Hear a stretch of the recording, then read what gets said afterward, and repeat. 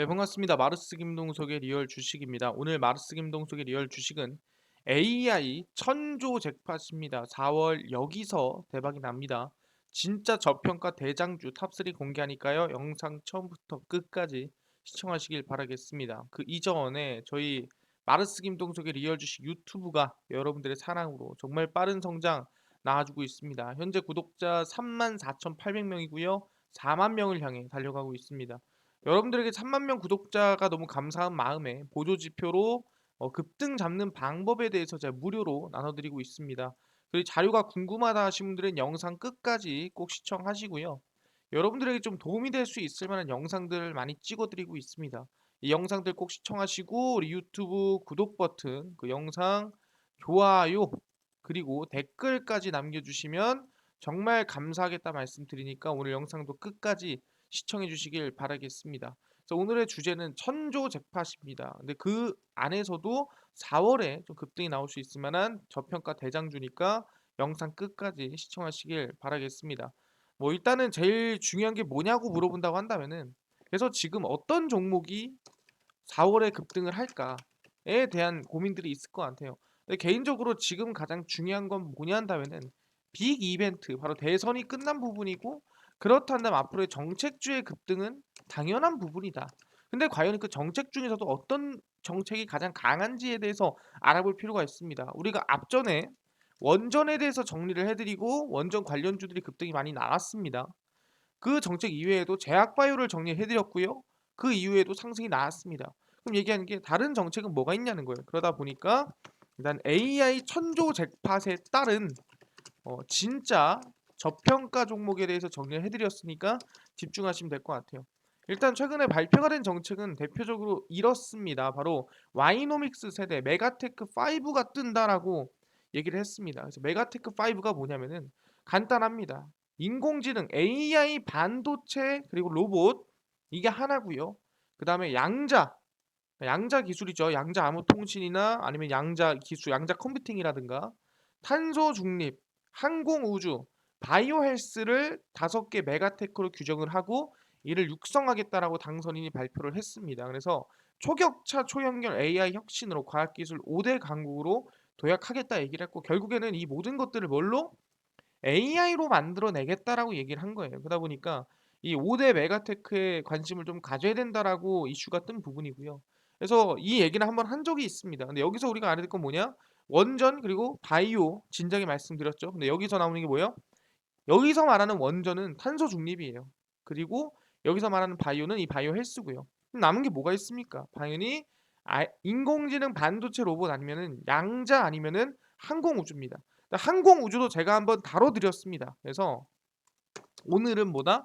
2개 남았네요. AI 인공지능과 그 다음에 양자에 대해서 설명을 좀 드리려고 합니다.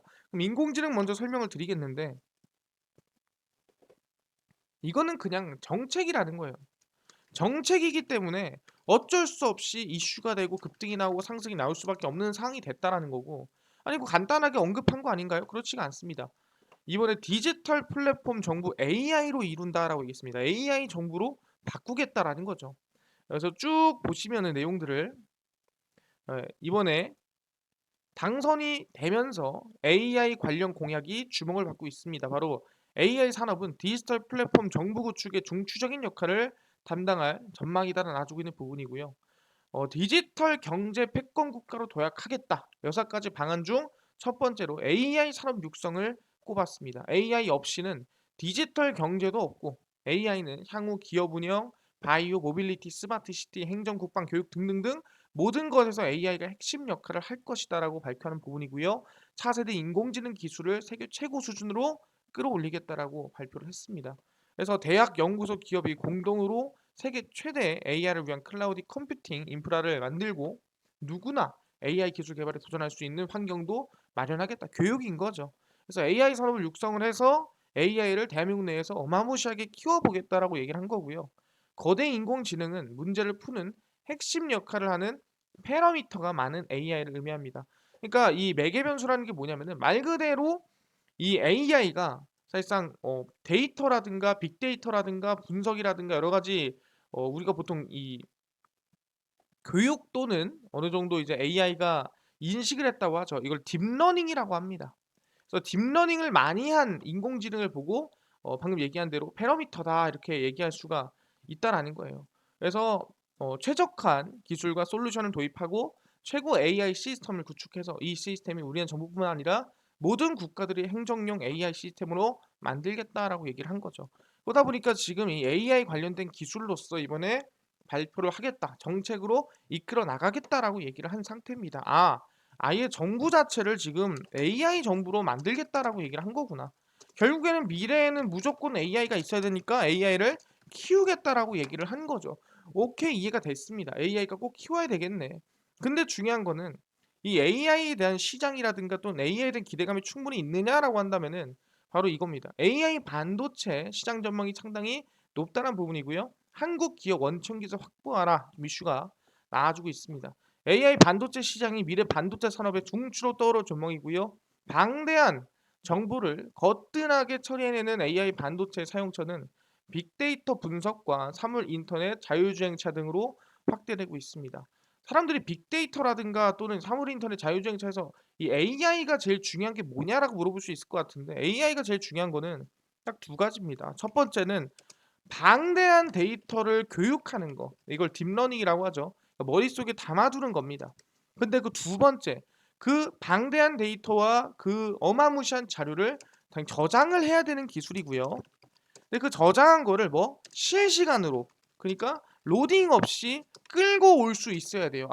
이런 상황에서 이런 때는 어떻게 행동해야 되지? 그럼 그런 자료를 막 뒤져요. 막 클라우드나 어디서 막 뒤집니다. 그래서 이런 상황이 있었네. 그럼 이런 상황 때는 이런 행동을 하는구나라고 딥러닝 해놓은 거를 가지고 오는 겁니다. 근데 그 로딩이 오래 걸리면은 이 AI가 자기 마음대로 결정을 내릴 수가 없다라는 거예요. 그 정도 시간이 걸리는 거예요. 로딩이 되는 만큼 AI가 느리고 빠르지 못하다라는 거죠. 그러다 보니까 빠르게 로딩이 돼야 되고요. 두 번째 저장, 첫 번째 방대한 데이터를 가지고 있어야 된다라는 건데 이것들을 결국에는 해결할 수 있는 게 첫 번째는 반도체라고 얘기를 하는 겁니다. 미래 신산업 핵심 동력 미국의 인공지능 반도체 시장 동향 보고서에 따르면 AI 기반 산업이 확대되면서 학습과 추론, 인공신경망 알고리즘에 최적화된 AI 전용 반도체 필요성이 증대가 되고 있다는 부분이고요. 다이의 반도체는 단순한 인지 수준의 기능을 갖고 있는 기존의 CPU 등과 다르게 복잡한 상황을 인식하고 판단하는 일이 가능한 CPU는 우리가 흔히 컴퓨터죠. 컴퓨터처럼 그냥 내가 하고 싶은 거를 처리해 주는 게 아니라 자기들이 알아서 판단을 할 수 있다는 거예요. 이거를 통해서 이게 돼야 된다라고 얘기를 하는 거죠. 그래서 반도체가 데이터를 입력한 순서를 처리했다면 AI 반도체는 대량의 데이터를 동시에 처리한 특성을 띠고 있습니다. AI 반도체 역할을 했었던 것은 GPU, CPU라고 볼 수 있을 것 같은데 이 GPU는 동시에 계산해야 하는 그래픽을 처리하기 위해 만들어진 병렬 처리 반도체로 계산이 가능한 여러 반도체를 장착해 대규모 연산되는 CPU보다도 성능이 우수합니다. 그래서 GPU는 결국 뭐 AI의 시초가 아니냐라고 했었는데 근데 그러기에는 아까 얘기한 대로 처리가 좀 빠르지 못하고 많은 처리가 불가능하다라고 얘기를 한다라는 거죠. 쭉 보시면 시장 조사업체 가트너에 따르면 AI 반도체를 개발한 회사는 전 세계적으로 50곳입니다. 이제 몇 군데 안 되는 거예요. 그러니까 어떻게 보면 블루오션이죠. 그래서 AI를 활용한 신산업 확장으로 매출은 약 28조 원, 25년에는 약 86조 원으로 늘어날 전망이다. 세계적으로 50곳인데 50곳에서 86조 원이라는 거는 한 회사당 1조 이상씩은 매출이 난다라는 거죠. 그러니까 물론 이거를 우리가 평균적으로 계산했기 때문에 1조라고 하는 거지 말도 안 되는 수준인 거예요. 따지고 보면은. 그러다 보니까 더욱더 시장 이 성장세가 보시면은 거의 5년입니다. 20년부터 5년 만에 몇 배로 뛰는 거예요? 거의 3배 이상 뛰는 겁니다, 매출이. 그럼 여기서 2030년까지 간다. 8년 뒤가 간다. 그럼 이게 200조가 될지 300조가 될지 아무도 모른다라는 거예요. 쭉 보시면은 미국의 거대 IT 기업 주도 하에 설계와 제조라는 기존 생태계에 AI 제품과 서비스를 연결하는 생태계가 이어지고 있는 부분이고요. CPU와 GPU를 기반으로 엔비디아와 인텔이 시장을 좀 잡고 있는 부분입니다. 그리고 아마존 웹 서비스, 마이크로소프트, IBM, 구글 4대 클라우드 서비스에도 AI 영향 또 이슈가 들어가고 있고요. AI 반도체는 스마트폰이나 자율주행에 당연히 들어간다라고 생각하시면 될 것 같습니다. AI 반도체 시장이 커짐에 따라서 자본도 빠르게 유입된다. 그러니까 돈이 투자가 많이 들어간다라는 거죠. 그래서 AI 및 머신러닝 반도체 제조업체에 약 2조 원의 돈이 모인 부분이고요. 말도 안 되는 속도로 돈이 몰렸다는 거죠. 지금까지는 관심도 없다가 갑자기 돈이 쏠렸다라는 거예요. 그래서 기술을 열심히 키우고 있는 부분이고 삼성전자나 SK하이닉스도 열심히 투자를 하고 있는 상태입니다. 그래서 삼성전자는 지난해 2월 세계 최초의 PIM 반도체를 내놔 주목을 받았고요. PIM 반도체는 반도체 설계 기업 자일링스가 내놓은 AI 가속기와 성능 검증에서 2.5배 빠르고 에너지는 60% 이상 줄어든 상당히 좀 앞서 나간 반도체였다라고 볼 수가 있다라는 거죠. 그래서 지금 대한민국도 AI 반도체 분야에서 앞서 나가고 있고 열심히 도전하고 있다라고 볼 수 있을 것 같아요. 아, 지금 보니까 그러면은 AI라는 시장 규모가 또 지금 매출이 대략 한 3년 안에 2025년이니까 약 85조까지 나오겠구나라는 부분이고 기업이 전체적으로 50개밖에 없다 보니까 충분히 블루오션으로 볼 수 있는 거고 AI 투자가 이제 막 시작됐다라는 거구나. 근데 대한민국이 이게 전 세계적인 부분인데 그럼 대한민국도 당연히 뭐예요? 아, 똑같겠죠. 똑같이 이제 막 시작한 게 AI라는 거죠. 그럼 여기서 중요한 게 아니 아까 전에 천조라면서요. 보시면은 천조라고 얘기를 했는데 85조인데 이거 무슨 소리야라고 얘기할 수 있는데 아까 말씀드렸습니다.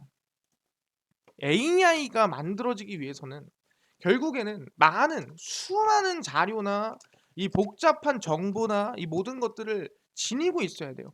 근데 이거를 우리가 흔히 알고 있는 뭐 USB라든가 아니면 외장 메모리라든가 아니면 우리가 흔히 알고 있는 컴퓨터 안에 있는 SSD라든가 이런 이 램이라든가 이런 데이터 안에 그러니까 반도체 우리가 이 기억 장치 안에다가 넣어 놓을 수가 없다라는 거예요. 왜냐면은 그 데이터 너무 방대하기 때문에 그걸 저장하려면은 컴퓨터가 엄청 커야 돼요. 말이 안 되는 거죠. 그래서 나온 기술이 뭐냐 한다면은 가상 공간에다가 그러니까 있지 않은 가상 공간에 데이터를 저장하는 기술이죠. 그래서 하늘에 마치 구름처럼 띄운다라는 의미가 있는 클라우드 기술입니다. 사실상 인공지능이 만들어지기 위해서는 결국에는 클라우드 기술이 핵심 기술이라 볼 수 있을 것 같아요. 천조 시장을 잡아라. 그게 바로 클라우드입니다. 구글은 사이버 보안 회사 맨디언트를 약 6조에 인수를 했고요. 역대 인수 가운데 2012년 모토로라 모빌리티에 이어 둘째로 큰 규모의 인수라고 보시면 될 것 같아요. 맨디언트는 금융 헬스케어 소매업체까지 서로 다른 산업군에 있는 구글 클라우드 고객의 맞춤형 보안 서비스를 제공을 한다 얘기를 했고요. 아마존 웹 서비스나 마이크로소프트도 클라우드 시장을 지금 열심히 노려보고 있는 상태입니다. 그래서 빅테크들의 클라우드 시장 쟁탈전이 격화되고 있고요. 이게 결국에는 클라우드 시장을 잡는 사람이 결국에는 광고라든가 사람들이 이목을 모두 잡을 수가 있다라고 보는 거죠. 최근에 클라우드 안 쓰는 사람 있습니까? 대부분 다 클라우드를 쓴다라는 거예요. 누가 요새 USB, 누가 요새 웹하드 또는 외장하드 들고 다닙니까? 전부 다 아시겠지만 클라우드에 넣어 다닌다라는 거예요. 저 같아도 제 모든 자료의 백업은 클라우드에 백업을 해놨습니다. 그래서 클라우드 시장의 톱3로 꼽히는 아마도 웹 서비스, 마이크로소프트, 구글은 지난해 4분기 각각 39.5%, 32%, 45%의 클라우드 사업 매출 성장을 기록을 했습니다. 그래서 아마존 웹 서비스 같은 경우에는 아마존 전체 매출에서 차지하는 비율이 13%에 불과하지만 영업이익이 74%다. 그러니까 뭐냐? 사실상 들어가는 비용이 없다라는 거죠. 클라우드를 만들어 놓고 클라우드에 유지 보수를 하고 하면은 사람들이 알아서 이 클라우드를 넣었다 뺐다 하면서 돈을 쓴다라는 거고 그러다 보니까 74%나 영업이익을 냈다라는 거죠. 그래서 클라우드가 아마존의 본업인 쇼핑을 넘어서서 캐시카우로 자리를 잡고 있다라는 겁니다. 그래서 클라우드 점유율 보시면은 아마존 웹서비스, 마이크로소프트, 구글, 알리바바, IBM 쭉 이렇게 이어지고 있다라는 부분이고요. 그래서 이 글로벌 클라우드 시장 전망을 봤을 때는 약 2025년 그러니까 이게 2050년, 2060년, 70년의 천조가 아니라 3년 안에 몇 년 안에 적어도 3년 안에 천조 원의 달성이 된다라는 거예요. 그러니까 말도 안 되는 시장 규모죠. 그러니까 늦게 들어가서 1%만 먹어도 10조입니다. 클라우드 시장이 급성장하고 있는 가운데 코로나 사태의 계기로 전 세계 기업들이 디지털 전환에 나서고 있는데 뭐 때문? AI, 인공지능, 메타버스, 자율주행차 같은 미래 기술 때문이라는 거예요. 그러니까 어쩔 수 없이 쓸 수밖에 없는 겁니다. 서버를 기업이 직접 유지 보수하고 주기적으로 교체하는 것보다 일정 금액을 주고 최고의 서버와 소프트웨어까지 빌려 쓰는 쪽이 경제적으로 효율적이다. 하늘에 떠 있는 가상의 이 서버와 가상의 소프트웨어 쓰는 게 얼마나 좋습니까? 내가 돈 주고 무슨 그 ICT 센터라든가 이런 말도 안 되게 엄청 건물만한 데이터 센터나 서버를 운영하는 것보다 거의 건물만 해요, 데이터 센터가. 그러니까 말도 안 될 정도로 땅도 차지하고 비용도 차지하고, 그리고 여기 안에 또 온도를 적당히 유지를 시켜줘야 돼요. 시원하게 열 안 받게. 유지 비용도 들고 힘들다고. 차라리 좋은 클라우드를 쓰자라고 얘기하는 거죠. 그래서 기업들의 클라우드 전환율이 15%에서 20% 수준으로 추정되는 만큼 성장폭은 더 나올 것이다. 그래서 3년 안에 1,000조 원까지 성장할 전망이라 볼 수 있을 것 같고요. 또한 이제 이 기업들이 여러 클라우드 업체를 동시에 활용하는 멀티 클라우드까지도 선호를 하고 있습니다. 그래서 국내 기업들도 클라우드 사업을 새로운 수익원으로 상호했고요. 네이버도 이제 네이버 박스라고 있죠. 카카오도 클라우드 서비스를 또 진행을 하고 있고요. KT와 NH는 다음 달 클라우드 사업 분사에서 또 진행을 하고요. 삼성 SDS도 마찬가지입니다. LG CNS도 마찬가지고요. 그래서 이 클라우드 사업이 지금 아마존 웹 서비스만큼은 아니겠지만 이미 현재 성장하고 있는 상태고 말도 안 되는 규모라는 거죠. 보시면 33%죠. 그럼 몇 프로입니까? 대략 330조는 아마존 웹 서비스 거라는 거야. 적어도 3년 뒤에는. 그러니까 말도 안 되는 규모라. 이 클라우드는 결국엔 어디? AI의 핵심 기술이다라고 생각하시면 될 것 같습니다. 그래서 아까 뭐라 그랬어요? KT 클라우드 내달 출범합니다. 언제? 4월입니다. 그래서 보시면은 이 클라우드 시장 경제 격화되고 있는 가운데 KT가 내달 클라우드 사업을 분사해 사업 확장에 나섭니다. 5G 이동통신 시대로 접어들면서 통신 네트워크가 진화하고, 그다음 아까 얘기한 대로 AI를 진행하기 위해서는 클라우드가 디지털 시대의 핵심이라는 거죠. 그래서 IDC 사업 부문 현물 출자 방식으로 분리해서 KT 클라우드를 출범을 하고요. KT는 클라우드 사업 경쟁 강화를 위해서 2020년 초 클라우드와 IDC의 시너지 확대를 위해 통합을 추진해 왔습니다. 그렇게 해가지고 지금 뭐 따로 분사를 했다라 보시면 될 것 같고요. 뭐 국내에서만 클라우드 시장 규모는 3조 7천억입니다. 근데 얘기한 대로 3년 뒤에 전 세계 1,000조기 때문에 뭐 말도 안 되게 성장이 나올 가능성이 크다라는 거죠. 그래서 지난해 KT 클라우드와 IDC 부문 매출은 약 17% 성장한 4,559억 원의 매출을 올렸고요. 그 이후에 당연히 아까 얘기한 대로 성장세가 충분히 가파를 수 있는 상황이라고 우리가 볼 수가 있다라는 거죠. 아, 알겠습니다. 충분히 해볼만 하겠네요. 그래서 지금보다 AI의 중심은 결국엔 클라우드다. 이 시장 가치가 얼마다? 1,000조 원이다. 보시면 될 것 같고요. 그래서 이 정부 정책에 따른 AI의 이슈는 결국엔 우리 클라우드 관련주까지 봐야 된다라고 말씀을 드릴 수 있을 것 같아요. 오케이, 알겠습니다. 그럼 클라우드 관련주가 뭐가 있나요? 라고 하신다면은 첫 번째가 나무기술입니다. 이게 클라우드 솔루션을 만드는 기업이고요. 그다음 IT 아이즈입니다. 얘도 AI 빅데이터 관련된 기업이라 보시면 될 것 같고요. 비트나인입니다. 그래프 데이터베이스 관련된 기업이라고 보시면 될 것 같아요. 그래프 데이터베이스가 뭔가요? 이거는 솔직히 처음 들어보잖아요. 뭐냐면은 각각의 뭐 그래프나 데이터들을 유기적으로 엮어서 이거를 뭐 사람이 보기에는 아니 그래프 데이터 엮는 게 어려워라고 하겠지만, 예를 들어서 유가가 뛴다면 이라는 데이터가 있어. 그러면은 세계 경제가 유기적으로 엮여서 데이터가 바뀌는 거예요. 그런 기술을 가지고 있는 기업이 비트나인입니다. 규모가 커지면 많이 안 되는 겁니다. 그래서 보시면은 나무 기술입니다. 바닥에서 이제 추세가 조금 전환되고 있는 상태죠. 과거에 급등했던 거에 비하면은 이제 막 추세가 전환되고 이제 막 우상향이 나오는 상황이라 볼 수 있고요. IT 아이즈도 마찬가지입니다. 바닥에서 이제 막 추세가 전환되고 있는 구간이기 때문에 좀 관심을 가질 만한 구간이지 않을까라고 생각을 하고요. 비트나인도 마찬가지로 한 차례 급등 이후에 조정을 좀 주고 있는 상황이다라고 볼 수 있을 것 같습니다. 오케이, 알겠습니다. 지금 사실상 AI 클라우드 관련주 알겠어요. 근데 아까 전에 양자도 얘기해 주신다고 하지 않으셨나요? 라고 얘기하신 분들이 있는데, 양자도 얘기해야 하는 부분입니다. 왜냐면은 아까 뭐 이거를 얘기하기 전에 보시면은 와이노믹스 이번에 당선이 낸 정책 공약집 중에 이 메가테크 5 중에 인공지능 AI 반도체 로봇도 있었지만 여기 양자, 퀀텀 양자 기술도 있었습니다. 그래서 양자 기술이 있다라는 거 그만큼 중요하다라는 거고, 이게 뭔지 알아야 된다라는 거예요. 그래서 그거에 대해서 좀 설명을 하고 관련주까지도 정리를 좀 해드리려고 합니다. 그래서 보시면 통신업계 블루오션이 뭐예요? 그러니까 사람들이 많이 가지 않는, 그러니까 기회 시장이다라는 말을 우리는 블루오션이라고 얘기를 합니다. 그래서 양자모 시장 선점 총력전입니다. SK텔레콤, KT, LG U 플러스 등 국내 이동통신 업체들의 새로운 시장 선점을 위한 양자 암호 무대로 확대가 됐습니다. 그래서 기술 표준화를 달성하고 미래통신 보안의 핵심으로 양자 암호 분야에서 치고 나가고 있습니다. 양자 암호 통신이란 복원 복제가 불가능한 양자의 특성을 컴퓨팅, 통신, 센서 등에 접목하는 기술로 송신자와 수신자만 해석할 수 있습니다. 그걸 간단하게 얘기하자면은 양자 암호 키라는 게 있습니다. 예, 양자 암호 키라는 게 있고 이거를 해독기가 있어요. 그러니까 송신자가 있고 수신자가 있겠죠. 송신하는 사람이 있고 수신하는 사람이 있는데 이 송신자와 수신자는 각각의 해독기를 들고 있습니다. 이렇게 그러면은 정보는 이 해독기를 통해서만 왔다 갔다 합니다. 그러면은 이 해독기를 통해서 정보가 이렇게 빠져나가잖아요. 그 보통 이제 정보를 해킹하거나 뚫을 때는 이렇게 이거를 이제 이 중간에 넘어가는 거를 탁 채간단 말이에요. 근데 여기서는 살짝만 건드려도 이 정보가 박살이 나요. 그래서 못 가져가고요.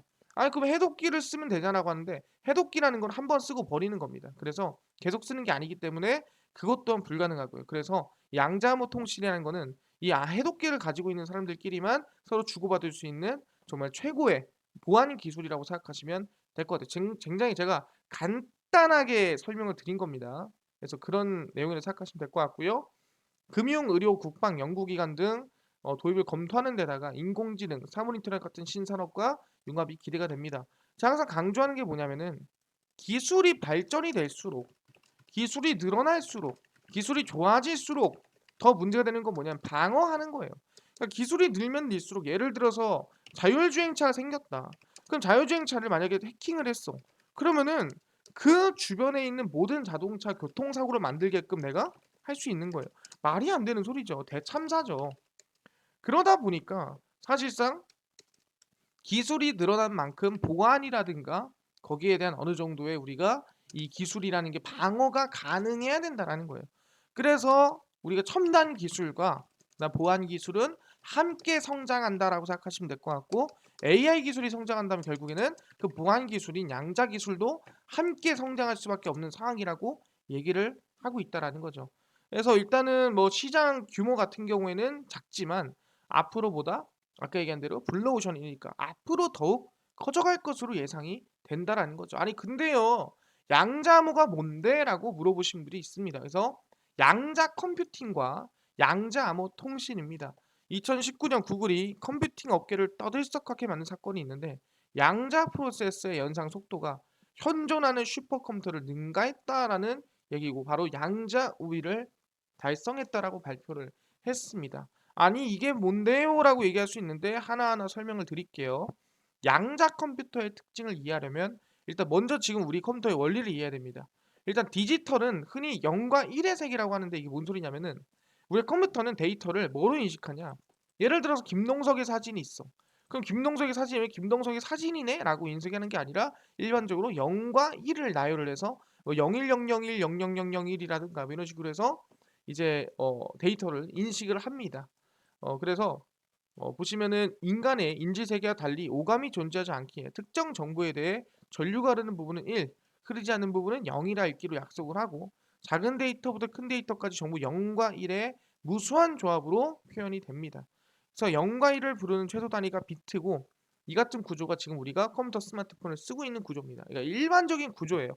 대부분 1000, 1000, 뭐 이렇게 쓴단 말이에요. 그렇게 우리가 알 수가 있는 부분이고 일단 예를 들어서 보시면 사진이나 영상처럼 우리 눈에는 숫자가 관계없어 보이는 자료들도 컴퓨터가 처리한 0과 1의 나열이라고 보시면 될 것 같습니다. 근데 이게 그냥 일반적인 컴퓨터라고 보시면 될 것 같은데 그래서 유일하게 어, 혹은 한 번에 이 하나의 데이터로만 읽고 그러니까 0100 같은 읽고 처리할 수가 있다라는 거예요. 근데 이 양자 컴퓨팅은 뭐냐면은 한 방에 그냥 사람이 인식하듯이 그리고 보고 그냥 인식할 수 있는 게 양자 컴퓨팅이고 이게 일반 컴퓨팅 이렇게 보시면은 0101, 1111, 0011 이렇게 인식한다라고 생각하시면 될 것 같아요. 그래서 양자 컴퓨터가 풍부의 컴퓨터로 불리는 이유는 바로 이 같은 원리를 무시하기 때문이다. 아까 얘기한 대로 하나씩 인식하는 원리를 무시한다라는 거예요. 그래서 실제로 영향이 없는 건 아니지만 무시하는 것처럼 보일 정도로 속도가 빠르다는 거고 양자 컴퓨터가 0과 1을 한순간 또는 한 번에 처리할 수 있다라는 거죠. 이걸 순서대로 처리하는 게 아니라 0과 1을 한 번에 본다라고 얘기하는 겁니다. 그래서 이거를 보시면은 양자 중첩 또는 양자 얽힘이라고 얘기할 수 있을 것 같은데 0과 1이란 데이터가 동시에 존재할 수 있는 성질이고 얽힘과 중점 상태에서 0이나 1이 선택이 되면은 연결 비트 데이터 하나의 정보로 완성된다는 성질이고 그러니까 이게 뭐냐면 그냥 한 방에 볼 수 있다.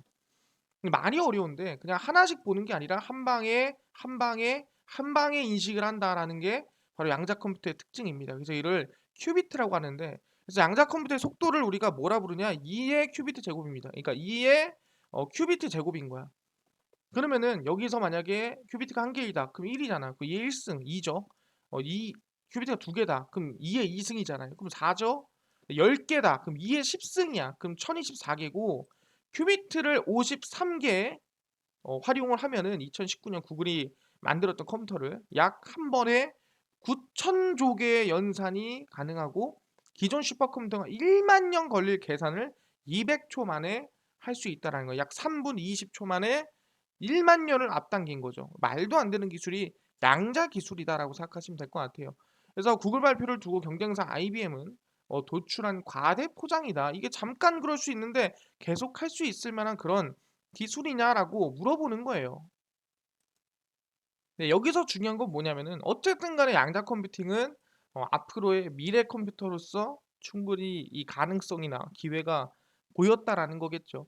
그래서 암호화를 기반으로 하는 보안 시스템에서는 현존하는 컴퓨터가 쉽게 풀 수 없는 암호를 사용해서 해킹을 막아왔습니다. 근데 전 세계가 이 널리 쓰이는 RSA라는 암호 체계가 있는데 큰 수는 소인수 분해하기 어렵다는 원리로 만들어진 RSA는 슈퍼컴퓨터의 연산 속도로도 수만 년이 걸린다라는 거예요. 근데 이거를 뭐가 양자 컴퓨터가 RSA를 해독을 한다면은 금방 한다라는 거죠. 그러니까 아까 얘기했죠. 기술이 발달하면은 보안 수준도 올라가야 된다라는 거예요. 그래서 뭐다?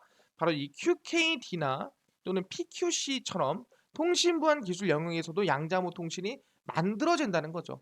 그러니까 양자암호 통신과 양자 컴퓨팅은 함께 나아간다는 거예요. 양자암호 통신 기술들 들어보면 재밌는 구석이 있는데 아까 얘기한 대로 간단하게 얘기를 했죠. 양자 키가 있고 서로 데이터를 하는데 이거는 쓰고 버리는 거고 중간에 체크할 수가 없다. 그래서 보안이 완벽하다라고 얘기를 했습니다. QKD 같은 경우에는 아까 이 뭐라 했어? 양자 키 분배입니다. 통신망의 양자 원리를 접목해 외부에서는 해킹이 불가능하도록 만든 양자암호 통신 기술입니다. 아까 얘기했죠? 외부에서 안 된다고. 그래서 기억할 양자 컴퓨팅의 또 하나의 특징은 복원 불가입니다. 그래서 큐피트는 사용 직전까지 양자 역학 원리에 따라 0과 1이 동시에 존재할 수 있는 상태로 존재하는데 이 상태에서 뭐 문제가 생기거나 그러면은 바로 뭐다 데이터가 깨져버린다라는 거예요. 그래서 다른 사람이 못 가져간다라고 얘기를 하는 거고 그래서 QKD 암호화가 적용된 데이터를 A가 B에게 전달할 때는 A와 B는 데이터 해독을 위해 동일한 키를 사용하게 되고 B에게 데이터가 전송되기 전에 C가 도청을 하면은 이거는 이미 데이터가 박살이 나버린다라는 거예요. 그러다 보니까 데이터를 아예 확인도 불가능하다는 거고 그래서 서로 키를 가지고 있고요. 그리고 양자를 통해서 주고받는데 얘가 만약에 뚫어보려고 하면은 데이터는 깨져버린다. 그래서 보안이 완벽하다라고 얘기를 하는 겁니다. 그래서 접근 자체가 불가능하다라는 거고 양자 암호 키도 탈취가 불가능하다라고 얘기를 했습니다. 하지만 중요한 거는 비싸기도 하고 통신 거리가 길지도 않고 하다 보니까 이게 좀 문제입니다라고 하는 건데 근데 결국에는 뭐다? 이 양자 암호 통신과 양자 컴퓨팅은 미래의 기술로서 우리가 꼭 가야 하는 길이라고 얘기를 하고 있다라는 거죠. 왜 가야 하는 길이라고 했죠? 간단하게 얘기합니다.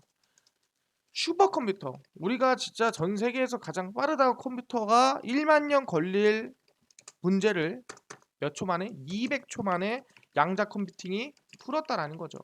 말이 안 되는 속도로 푼 거고요. 그럼 기술이 발달하는 만큼 당연히 그만한 보안도 필요하다라는 거예요. 기존에 우리가 보안이 RSI라는 보안인데 이게 뭐다? 엄청나게 큰 숫자를 소인수 분해를 해가지고 풀라는 건데 일반 슈퍼컴퓨터로는 엄청 오래 걸립니다. 하지만 이거를 양자 컴퓨터로 풀면은 금방 하겠죠. 그러다 보니 이거를 이제 다른 방식으로 가야 되는데 이게 양자암호 통신이다. 어쨌든 양자 컴퓨팅을 막기 위한 방법은 양자암호 통신이라는 거. 그럼 결국 양자가 이용이 계속 될 수밖에 없다라는 거 생각하시면 될 것 같고요. 근데 중요한 건 뭐냐? 좋은 건 누가 다 하죠? 삼성이 다 하죠. 삼성전자가 이스라엘의 양자 컴퓨팅 스타트업 클래시큐에 투자하고 있습니다. 이미 앞서 나가고 있는 거예요. 삼성전자는 투자 전문 자회사 삼성네스트가 이스라엘 양자 컴퓨팅 스타트업 클래시큐에 투자를 했고요. 첨단 시장으로 주목받는 양자 컴퓨터 기술을 확보하기 위함이라고 생각하시면 됩니다. 많이는 안 했어요. 39억 정도 했는데 앞서 나가고 있다는 게 중요하죠. 그래서 이스라엘 텔아비브에 위치한 양자 컴퓨터 소프트웨어 알고리즘 디자인 전문 스타트업이고요. 양자 회로에 대한 특허와 알고리즘을 개발하고 있는 기업입니다. 그래서 충분히 지금 삼성전자는 이미 양자 컴퓨팅에 대한 투자가 이미 시작되고 있다는 거 생각하시면 될 것 같고요. 미국에서도 뭐다 알키트라는 회사가 미국 공군과 양자암호 국방 활용 실증 연구를 진행하고 있습니다. 이 양자암호를 국방부에 어떻게 좀 잘 쓸 방법이 없을까 찾아보고 있는 거죠. 그래서 영국 양자암호화 기술 기업 알키트가 미군 공군과 양자암호를 국방에 적용하기 위한 실증 연구에 나서고 있는 상태입니다. 당연히 미국도 지금 진행하고 있는 상태고요. 그뿐만 아니라 우리가 흔히 얘기하는 빅테크 기업들 IBM, 구글, 마이크로소프트도 기술력 확보에 속도를 내고 있습니다. 뭐 양자 컴퓨터입니다. 보시면 아시겠지만 이게 바로 이제 이 퀀텀 양자 관련된 기술을 쓸 수 있는 이 뭐라 해야 되지? 기계라고 생각하시면 될 것 같아요. 상당히 큰 부분이죠. 글로벌 테크 기업들이 양자 컴퓨팅 기술 선점에 속도를 내고 있습니다. 여러 사회 경제적 난제에 최적화된 해결책을 단시간에 얻을 수 있을 뿐만 아니라 활용 분야도 무궁무진하다. 이거 엄청 빠르다라는 거예요. IBM, 구글, 마이크로소프트, 빅테크 업체와 아이온큐 등 스타트업들이 양자 컴퓨팅 기술 확보에 고도화의 힘을 쓰고 있는 부분이고요. IBM은 이미 퀀텀 네트워크를 통해서 활용처라든가 연구를 진행하고 있고요. 이미 충분히 여러 가지 뭐 LG전자라든가 뭐 충분히 이미 좀 참가를 하고 있는 상태라고 보시면 될 것 같습니다. 그리고 이제 IBM은 2023년까지 1000큐비트 아까 큐비트가 이제 구글이 나온 게 53큐비트라고 얘기를 했었죠. 근데 이 53큐비트가 9,000조 이 정도의 데이터를 처리한다 얘기를 했고 아까 전에 얘기한 대로 슈퍼컴퓨터가 1만 년 걸린 거를 200초 만에 해결했다 얘기를 했는데 이 53개보다도 몇 개가 이제 20배가 더 큐비트가 많은 그럼 200초보다 20배 빠른 거예요. 그럼 20배가 빠르면 뭐예요? 이제는 1만 년 걸리는 거 10초면 해결하는 1, 2 하면 딱 10초 되는 순간 딱 해결 보는 게 2023년도에 나오는 IBM의 양자 컴퓨터라고 생각하시면 됩니다. 그래서 지난달 127큐비트의 기술을 선보이기도 했고요. 불안정한 양자 상태에서 일부 오류 에러도 그리고 기능저하가 없는 양자 컴퓨터를 10년 내에 개발을 할 것이다라고 얘기를 하고 있는 상태입니다. 그래서 구글은 지난해 5월 퀀텀 인공지능 캠퍼스를 개소를 했고요. 구글 최초의 양자 데이터 센터, 양자 하드웨어 연구소 등등 해서 지금 연구 개발을 진행 중이라고 보시면 될 것 같습니다. 그래서 이 큐비트가 양자 계산을 해주는 트랜지스터를 제작하고 있는 상태고요. 아마 2029년에는 양자 컴퓨터를 상용화되지 않을까. 그러니까 모두가 이제 양자 컴퓨터를 통해서 다들 처리를 한다라는 거죠. 슈퍼컴퓨터가 아니라. 그래서 양자 컴퓨팅 시장은 뭐 상당히 성장세가 우리가 보면은 뭐 빠를 수도 있겠다라고 얘기하지만 뭐 해봐야 9조 정도 생각하시면 될 것 같습니다. 약 5년 사이에 9조면 괜찮은 수준이죠. 그래서 마이크로소프트도 기후변화, 헬스케어 등 특화된 양자 기술을 연구를 하고 있고요. 연구소를 또 진행하고 있습니다.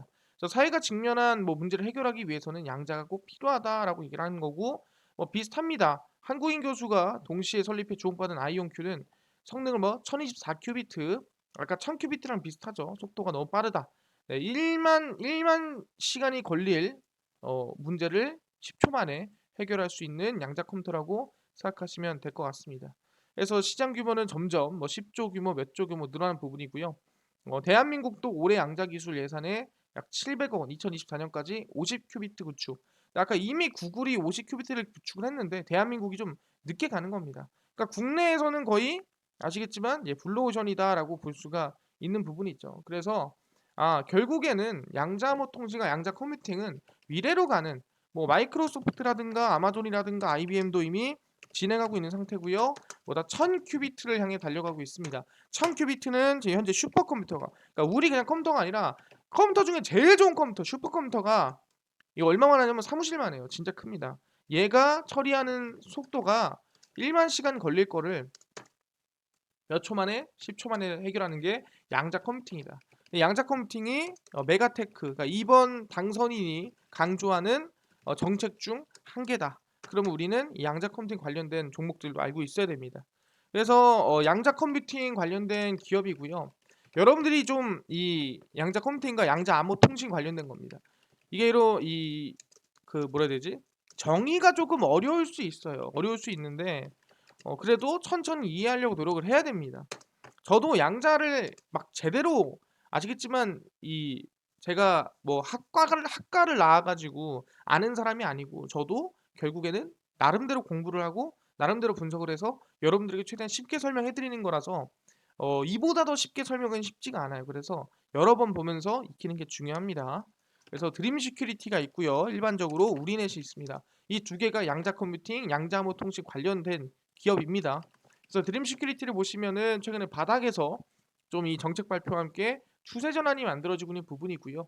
우리넷 같은 경우도 마찬가지로 최근에 사실상 뭐 급등락이 심했지만 충분히 반등세라든가 상승세를 지금 구간에서 한번 노려볼 수 있을 만한 구간이라고 볼 수 있을 것 같습니다. 자, 여기까지 여러분들이 관심을 가지시면 좋을 것 같고요.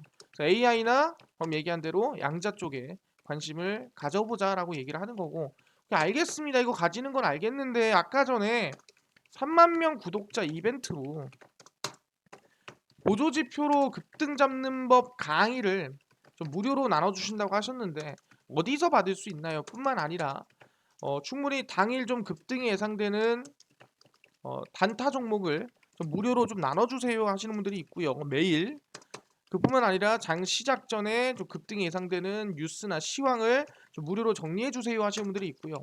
테마주나 매매법이나 강의를 좀 무료로 나눠주세요 하시는 분들이 있어서 김동석 대표가 100% 무료입니다. 100% 무료로 나눠드리고 있습니다. 어디서 나눠드리고 있냐? 바로 김동석의 리얼 주식 연구소라는 100% 무료 어플입니다. 이 어플은 각 스마트폰 안에 내가 아이폰을 씁니다. 그러면 앱스토어에서 무료로 다운로드 가능하고요. 내가 갤럭시를 씁니다. 그러면은 구글 플레이나 플레이 스토어에서 무료로 다운로드가 가능합니다. 그래서 구글 플레이, 플레이 스토어, 앱스토어 각 스마트폰 내에서 접속을 하신 다음에 뭐라고 검색하냐? 김동석의 리얼 주식 연구소라 검색을 하시고요. 그럼 이렇게 김동석의 리얼 주식 연구소 어플이 화면에 뜨게 됩니다. 그래서 100% 무료입니다. 무료로 어플 설치가 가능하니까 꼭꼭꼭 설치하셔라 말씀을 드리고요. 어플을 설치하시고 나면은 이렇게 김동석의 리얼 주식 연구소 어플이 화면에 뜨게 됩니다. 보시면은 이제 당일 리얼 추천주고요. 이게 당일 급등 예상 종목을 알려드리고 급비 분석이 장 시작 전 시황입니다. 급비 자료가 테마주라든가 아니면은 강의 자료를 무료로 나눠드리고 있는데 아까 구독자 이벤트는 어디서 받을 수 있나요? 하신 분들이 있는데 이 리얼 추천주 일단 누르시고요. 누르시면은 안에 구독자 3만 명 자료집 배포라고 있습니다. 이 자료집 배포 클릭한 다음에 들어가 보시면은 용량이 너무 커서 알집으로 제가 자료를 올려놨습니다. 그래서 알집을 반드시 해제한 다음에 자료를 확인하셔야 되고요. 보조지표 집해서 제가 자료를 무료로 다운로드 받을 수 있게 올려놨으니까 꼭 다운로드 받으시고요.